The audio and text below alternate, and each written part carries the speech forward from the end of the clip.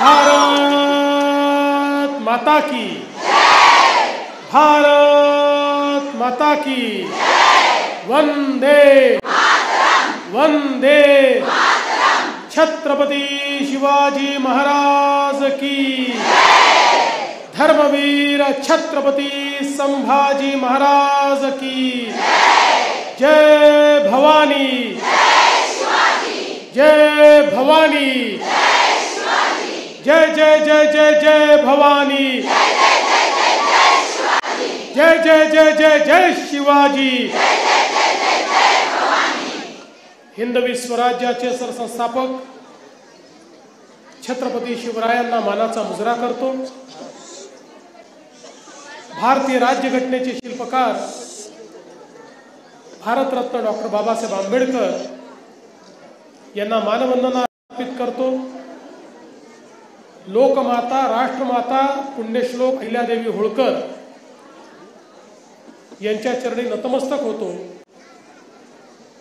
आणि आज या अतिशय भावपूर्ण सोहळ्यामध्ये मंचावर उपस्थित असलेले आपल्या सर्वांचे लाडके अध्यक्ष श्री रवींद्र चव्हाणजी,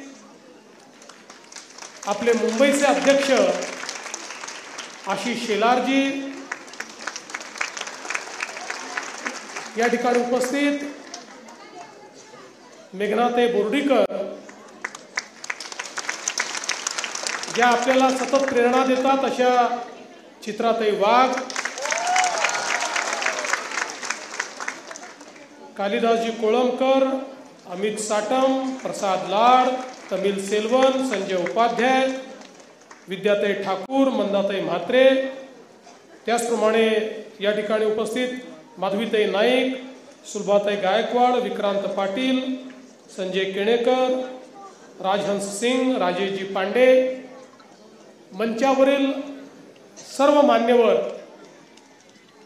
आणि या सभागृहामध्ये खालपासून वरपर्यंत बसलेल्या माझ्या अतिशय लाडक्या बहिणींनो, बघा, ज्या जमिनीवर बसल्या आहेत त्या सगळ्यात महत्त्वाच्या बहिणी,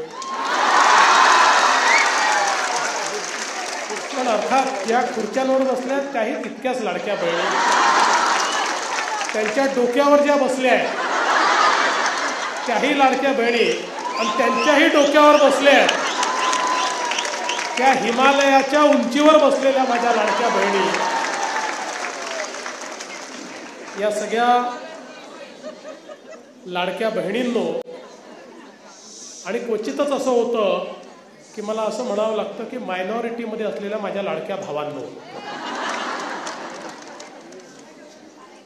आजचा कार्यक्रम हा अतिशय सुंदर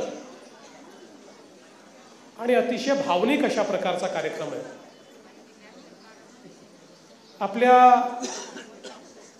अध्यक्षांनी, चित्राताईंनी, सगळ्यांनी मिळून ठरवलं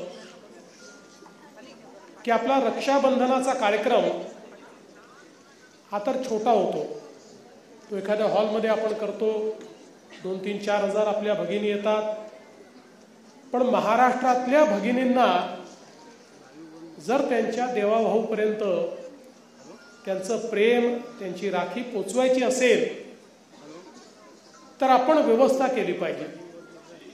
आणि म्हणून संपूर्ण महाराष्ट्रभर रक्षाबंधनाचा हा कार्यक्रम एका आगळ्या वेगळ्या पद्धतीनं या ठिकाणी राबवण्यात आला आणि आत्तापर्यंत 36,78,000 बहिणींची राखी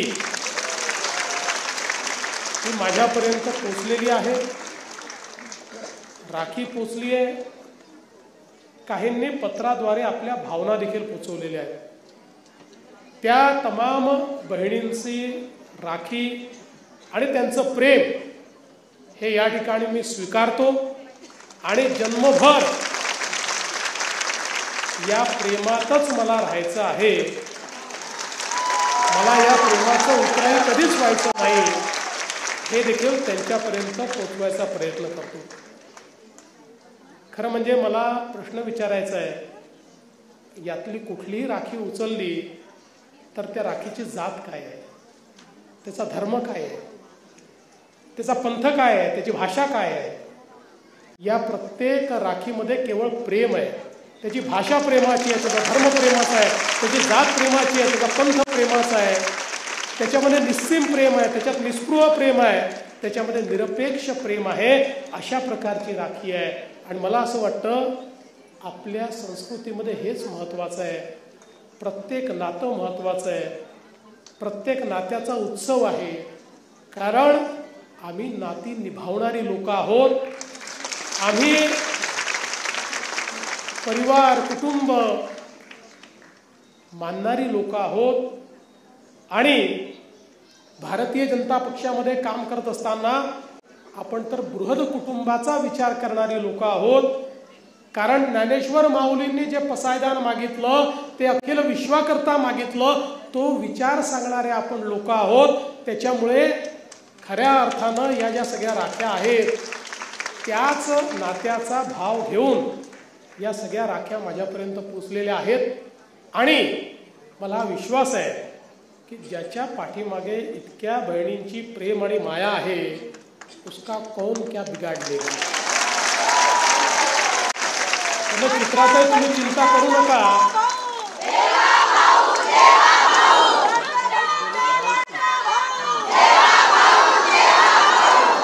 खूप लोकांनी खूप प्रयत्न करून बघितले, पण कुठल्याही शस्त्रापेक्षा आणि कुठल्याही अस्त्रापेक्षा प्रेमाचे आशीर्वाद हे अधिक ताकदवर असतात. आणि म्हणूनच आज आपल्या सगळ्यांच्या आशीर्वादाने पुन्हा एकदा महाराष्ट्रामध्ये आपली सेवा करण्याकरता मुख्यमंत्री पदाची जागा मला मिळाली.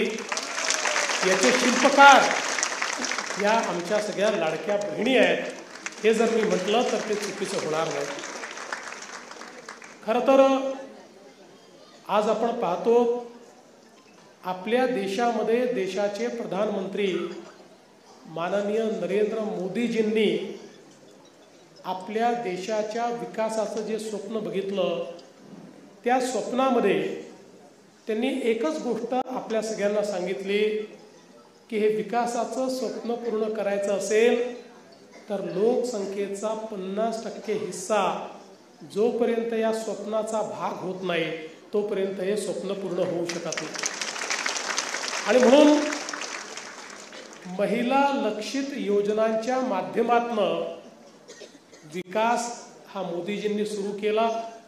महिला केंद्रित विकास हे मॉडेल या देशामध्ये मोदीजींनी सुरू केलं.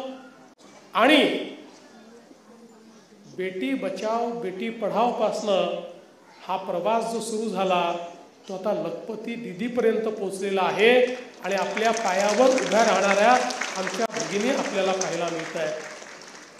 आपल्याला किती या ठिकाणी अभिमान वाटला ज्यावेळी ऑपरेशन सिंदूर सुरू असताना पाकिस्तानला आम्ही कशा प्रकारे धूळ चारतोय हे सांगणाऱ्या आमच्या 2 भगिनी या आर्म फोर्सेसच्या माध्यमातून टीव्हीवर यायच्या आणि ज्या प्रकारे आपल्या सैन्याचा पराक्रम आणि भारताची दैदिप्यमान कामगिरी आमच्या पुढे मांडायच्या. त्यावेळी आपल्या सर्वांच्या लक्षात यायचं हा नवा भारत आहे, हा मोदीजींनी तयार केलेला भारत आहे की ज्या भारतामध्ये आता आमची भगिनी ही घरात बसणार नाहीये तर आमची भगिनी ही समान भागीदारीनं या देशाच्या विकासामध्ये आता सहभागी होणार आहे. आणि खरोखर आपण जर बघितलं तर आता तर 2029 साली आपल्याला माहिती आहे मोदीजींनी देशाच्या संसदेमध्ये आणि विधानसभेमध्येही आमच्या भगिनींना भागीदारी दिलेली आहे. त्यामुळे आशिषजी रवीजी आता आपण कितीही रोखण्याचा प्रयत्न केला तरी या थांबणार नाहीत.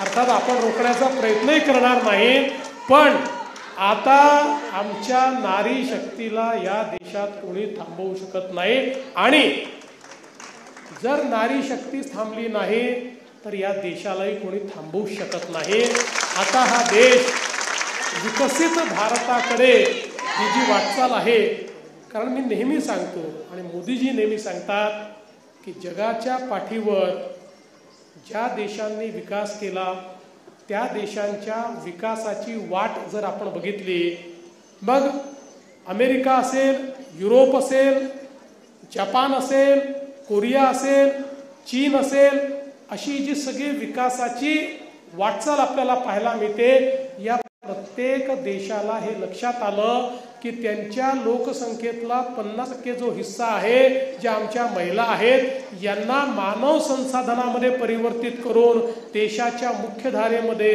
आणि अर्थव्यवस्थेमध्ये आणलं तर आपल्या विकासाची गती दुपटीने वाढेल। आणि जेव्हा त्यांनी ते केलं त्यावेळी ते विकसित अर्थव्यवस्थेकडे गेले आणि ते देश खऱ्या अर्थानं त्या ठिकाणी मोठ्या प्रमाणात विकसित झाले। आता तीच वाटचाल भारताची सुरू झालेली आहे आणि पुढच्या 20 वर्षांमध्ये भारत जगातली पहिली किंवा दुसरी सगळ्यात मोठी अर्थव्यवस्था बनणार आणि त्या संपूर्ण वाटचालीमध्ये तुमची सर्वांची भागीदारी ही अत्यंत महत्त्वाची असणार आहे।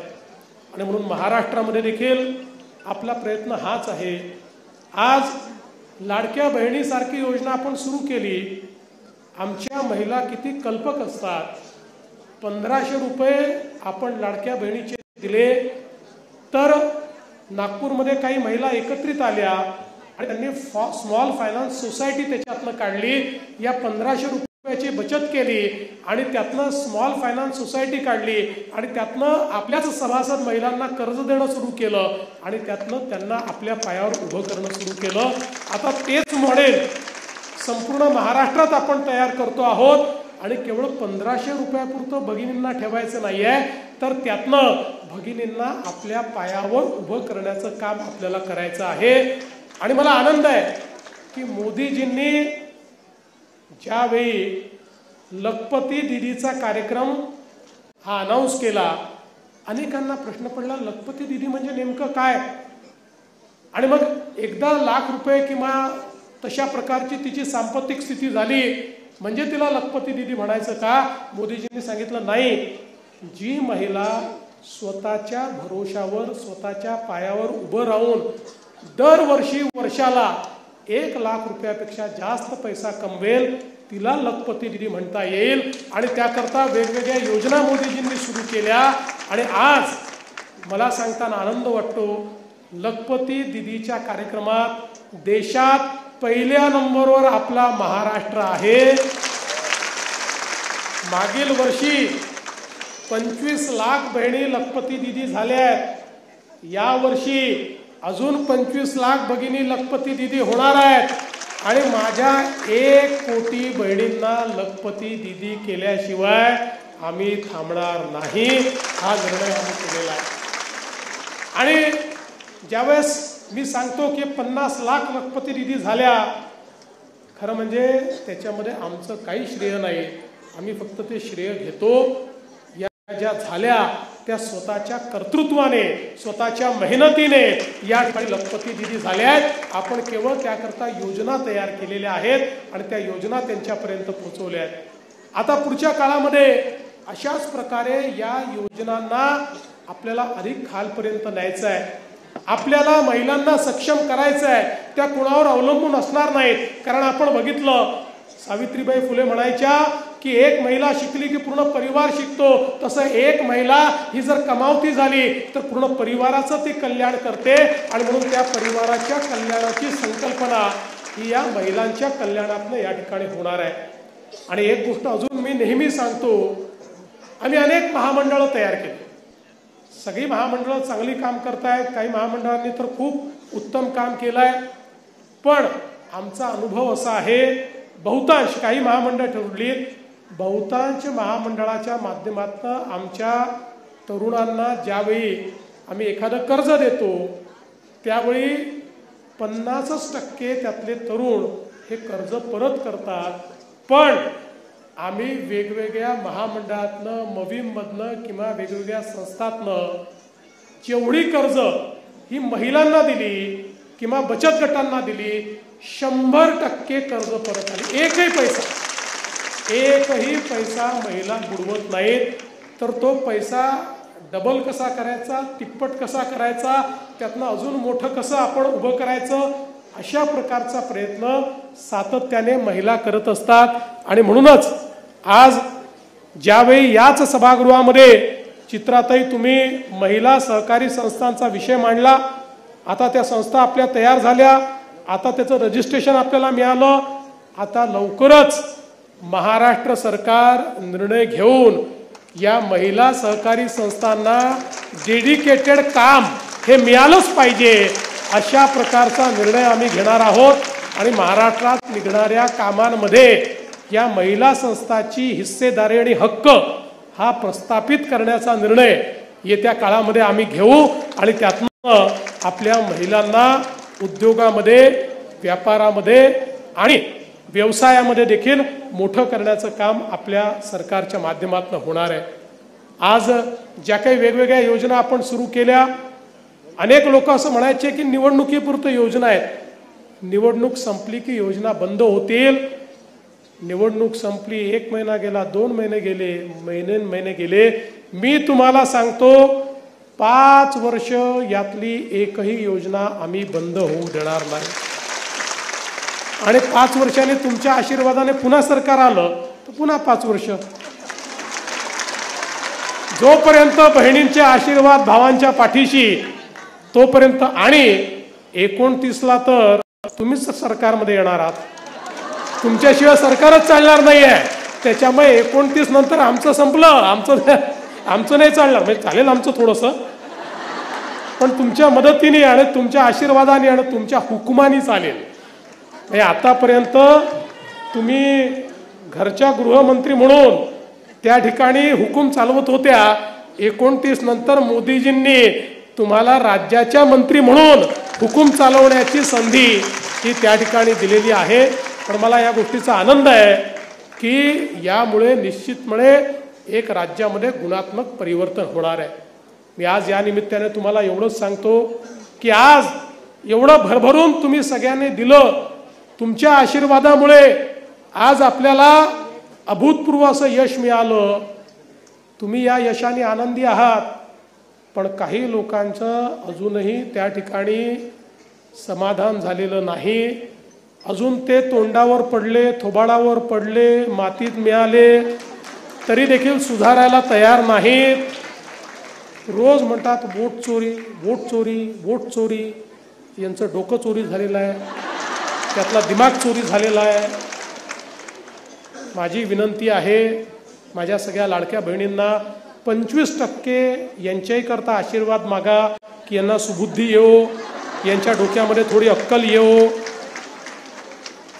कारण खऱ्या अर्थानं आमच्या लाडक्या बहिणींच्या मताला हे जर चोरी म्हणत असतील तर यांच्यापेक्षा मोठे चोर कोण आहेत?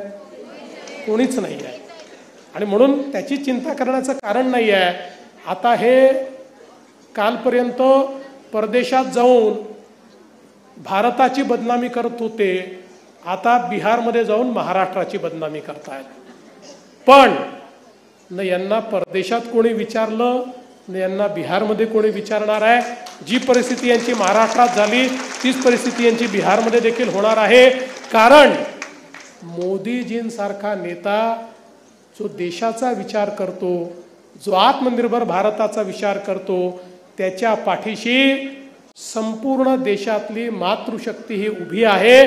आणि तुम्ही कुठली निवडणूक बघा, मोदीजी आल्यापासनं 2014 पासनं जेवढ्या निवडणुका भाजप जिंकला, या प्रत्येक निवडणुकीचं जेव्हा विश्लेषण होतं त्यावेळी विश्लेषक सांगतात की मोदीजी का जिंकले, तर मोदीजींना पुरुषांपेक्षा 5% मतं महिलांनी जास्त दिले. प्रत्येक निवडणुकीचं विश्लेषण असतं. कारण महिलांना हे माहिती आहे की खऱ्या अर्थानं आपल्या येणाऱ्या पिढ्यांचं कल्याण जर कोणी करणार आहे तर ते मोदीजीच या ठिकाणी करणार आहे. आणि म्हणून माझ्या बहिणींनो, मी तुम्हाला एवढंच सांगतो की आम्ही तुमचे भाऊ नेहमी असंच काम करू की तुमची मान ही अभिमानाने उंच ठरेल. कदाचित या सगळ्या प्रक्रियेमध्ये काळ लागेल, काही कष्ट सहन करावे लागतील, पण लक्षात ठेवा कधी स्वतःच्या स्वार्थाकरता काम करणार नाही. काम करू तर समाजाच्या स्वार्थाकरता काम करू, महाराष्ट्राच्या स्वार्थाकरता काम करू. महाराष्ट्रातल्या शेवटच्या माणसाच्या स्वार्थाचा विचार करूनच या ठिकाणी आम्ही काम करू. आणि म्हणून तुमचं प्रेम, तुमचा आशीर्वाद असाच पाठीशी असू द्या. तुमचा आशीर्वाद मिळाला की सुसाट सुटतो आणि या महाराष्ट्राला परिवर्तित करून दाखवतो.